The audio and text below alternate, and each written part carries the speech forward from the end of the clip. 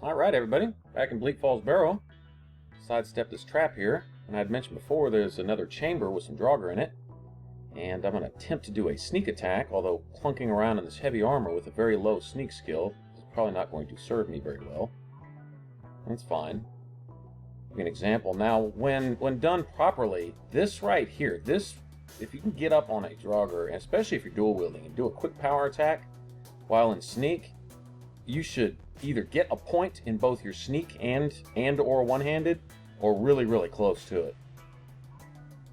It tends to raise those two skills dramatically when you get off successful sneak attacks. I don't know if the damage is related to how much the sneak increases, and vice versa. The sneak counts you as doing more damage or something, maybe like a critical. Whatever the case may be, it does seem to work. So there's no shining example right here, but I do suggest trying that out for yourself. And every chance you can get, just remember the Draugr that get up on you are the ones with armor on. Like I already knew where this guy was, but if you get up close to him, you'll see that he's wearing a set of Draugr armor, or whatever you want to call it. And the other ones will either be just naked or they'll be wrapped. And those are the ones that you just loot. They're more like loot containers.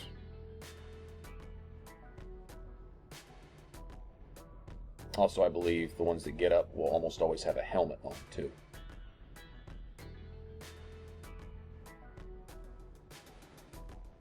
Now, I didn't really need to summon this familiar here, but each time I do, it counts towards my conjuration skill, just summoning it while there's an enemy present, regardless of what the enemy is, or whether it's needed or not. So I do try to summon one every chance I get, at least every time I think about it. Even if I just face a skeever, I try to remember to summon whatever creature I have equipped.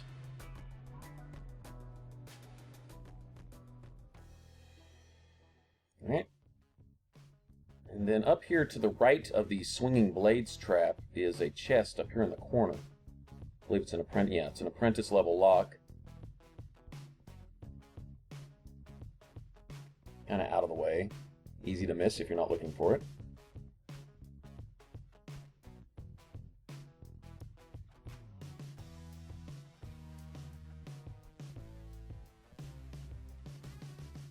Alright, now try to run past the first one, pause, and sprint through the next two. I actually got away with it. Alright, and then pull that as quick as possible so Uthgerd doesn't get dropped to her knees. Alright, now if this is our first dungeon, early in the game we get introduced to the firebomb traps, which can be used against the enemies, if you're clever about it. Do a decent amount of damage to these low-level Draugr. Later on, those fire traps aren't going to bother a Draugr Deathlord or anything, but for these little guys, they're useful enough.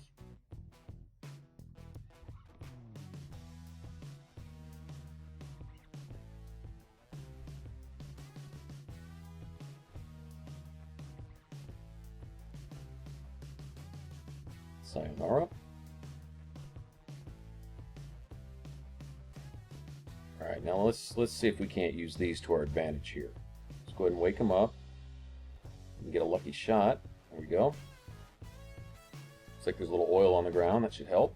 Keep them burning. Get nice and toasty. And there we have it. Oh, nice. Kill cam for the video. Kill cam for the video. I'll take it. Make sure I didn't miss anything. Yeah.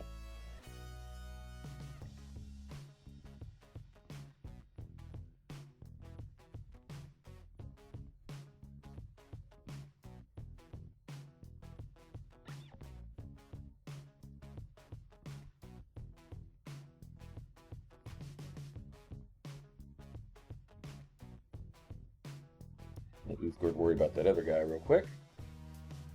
Alright.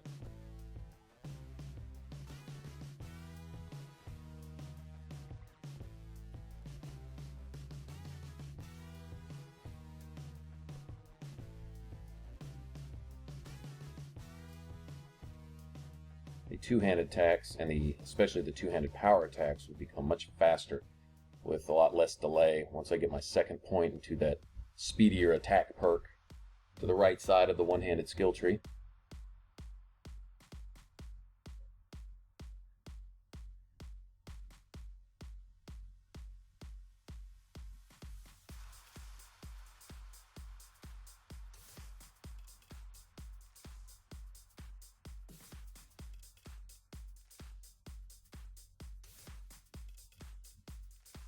chest over here. Decent amount of stuff in it. Alright, follow that path. Collect some glowing mushrooms. You see them. Alright, and then underneath this Draugr here on this bridge is another chest with a novice level lock. If you go ahead and follow it all the way down to the bottom. A couple, I believe, dead skeevers and some skeletons, which will probably net you a grand total of about 4 or 5 gold. And that'll be pretty much it. And we will finish up this dungeon in the next one. So let's get down here and loot this stuff, and then we'll head on about our merry way and go get the Dragonstone. Alright, and I will catch you guys in a little bit. Hope you enjoyed it, and please remember to subscribe.